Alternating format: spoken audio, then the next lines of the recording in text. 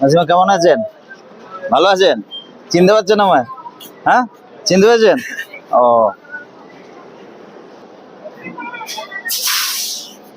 একটা ছোট্ট উপহার এনেছি আপনার জন্য, আমার সামর্থ্য অনুযায়ী। ঠিক আছে, নিন, এটা গায়ে দেবেন। ঠিক আছে, দাঁড়ান।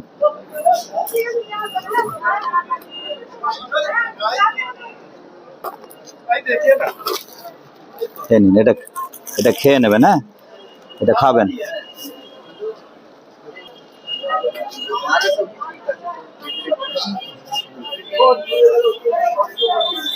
এটা এর মধ্যেই দিলাম। হ্যাঁ, এটাও খেয়ে নেবেন।